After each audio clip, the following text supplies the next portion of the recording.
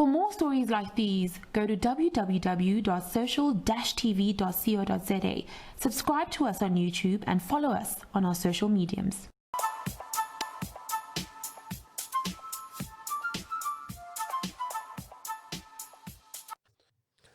As we still deal with the issues related to COVID-19, I came across an interesting story. Over the last 25 years, an organization called Hooked on Books have been creating trailers of books across South Africa. Now, during the COVID-19 period, with school closures, their program has been completely disrupted. Exclusive Books, one of the big retailers in South Africa, have stepped in with a lifeline. We have a chat to Batya Bricker about Hooked on Books and what bookselling is like in the time of COVID. You're listening to our social newscast with me, Sam Marshall, brought to you by www.social-tv.co.za. Batya, so thank you very much for your time. Exclusive Books is known to do some amazing things in the CSI space. How did this relationship and this strategic partnership develop with Hooked on Books? We've had a relationship with Hooked on Books for really the 25 years that Hooked on Books has been in existence.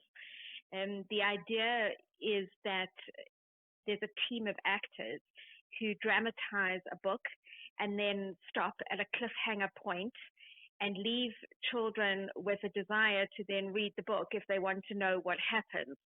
So it's very much like the trailer to books. And we fell in love with the concept. You can't not. As soon as it was launched at the time. So our relationship with Hooked on Books goes way back. In the past, what we've done is just help them with book selection and, of course, book availability, just to check that books are available so that the books that they're promoting do actually exist in the country and you're able to get them. So our relationship goes way back. Obviously, the COVID period must have been incredibly difficult for this organization.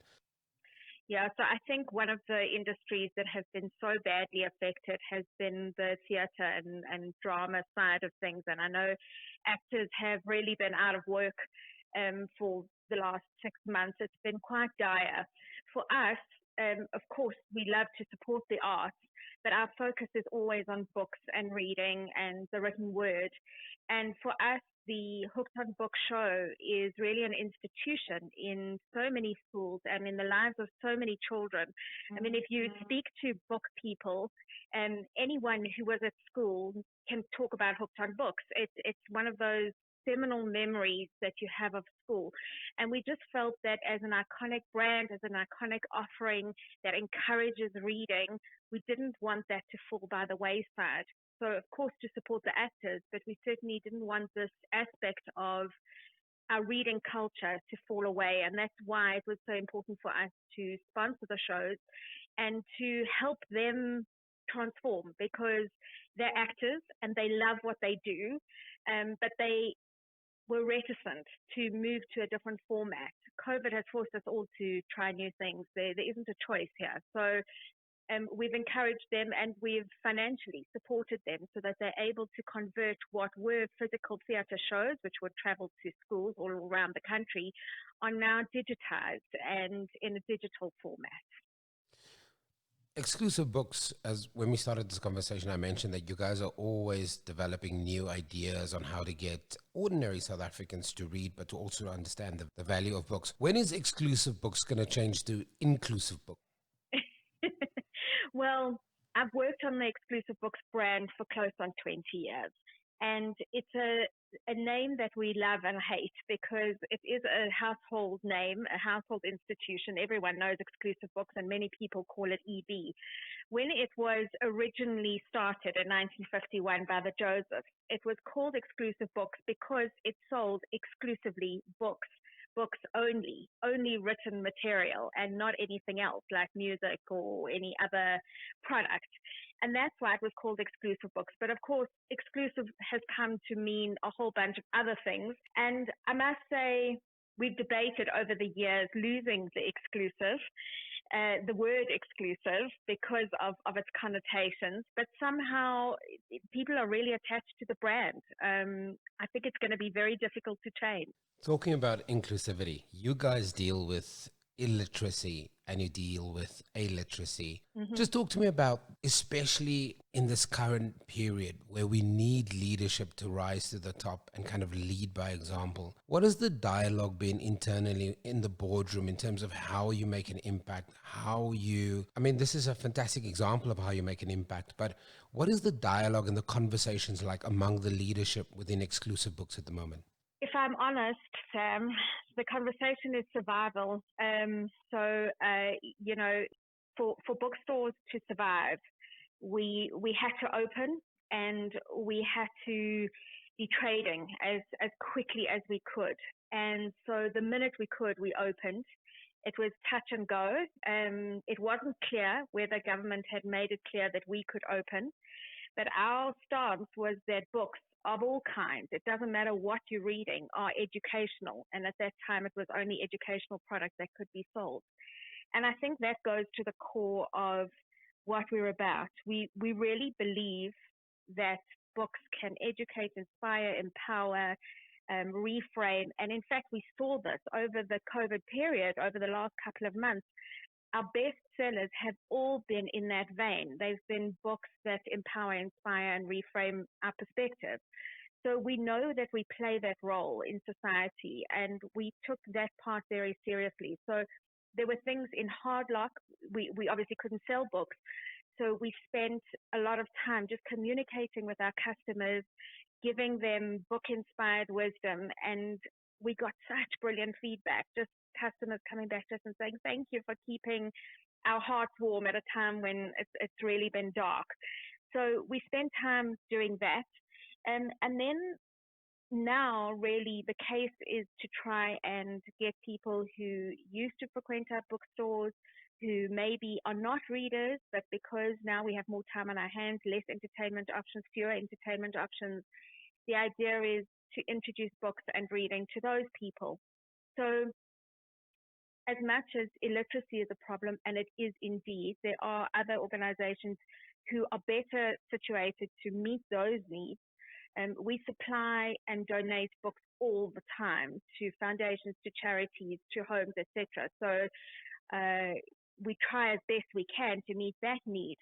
But I think for us, Exclusive Books, the role is really to combat illiteracy. It's all those people who can read and who just don't because they're binging on Netflix, or because they only doing puzzles, or because for whatever reason, it's gaming, it's consoles, it's social media. And our job is to encourage people to choose books over those other options. Many would argue, Batya, that by getting deeper involved with an organization like Hooked on Books, that, in your own words, is almost a trailer for a book, that you also, over time, will be able to show the value to young readers who are illiterate. If you compare a movie to the actual book, you'll find that the book is much more richer. There's a lot more depth to the story dynamics that a movie just can't, in that allotted time of 1 hour and 40 minutes or 2 hours, just can't convey quite well. How do you make sure that programs like Hooked on Books how do you make sure that a program like Hooked on Books shows its value in the numbers, that you see those parents and those kids walking into an Exclusive Books? How do you make that happen? As GM, that must be a tough job. It is a tough job, and I think measurability is always a difficult one, especially when you sell books. Because if you get a book person talking about books, they'll talk about a whole range of things. You might hear about a book and only 6 months later buy it or come across it and then read it. So, the kind of normal metrics of retail that you promote and then you measure sales the week after just simply it doesn't work in terms of books and selling books.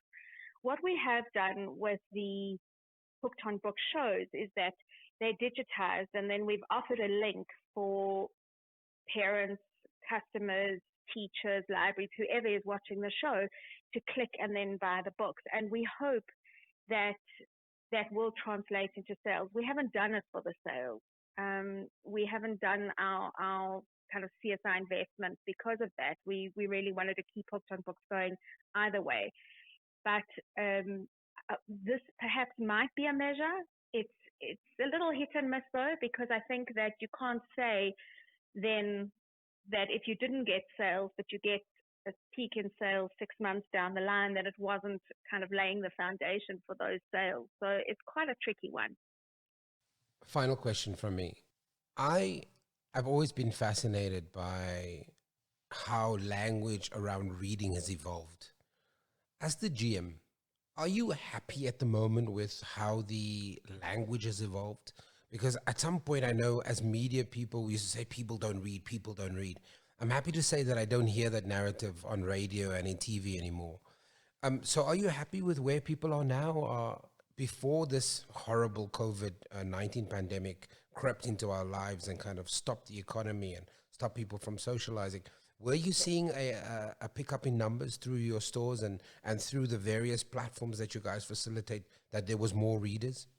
I'd like to say yes, but I don't think so. I'm racking my brains trying to think of a pre-COVID reality. Isn't that amazing? You can't even imagine it anymore. But we came off last year quite a slow Christmas. But if you remember, retail in general was on sale. So we really believe that that impacted it. Are people reading more? I think they are.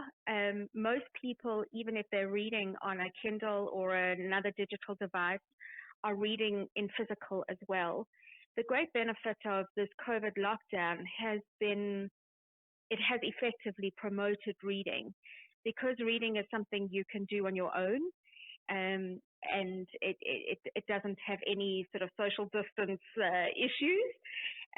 Because it's slower, much slower than a movie. So a story will unfold much slower than a movie or a show will do, giving you time to think. And I think that people have certainly begun to introspect, and reading fits in with that.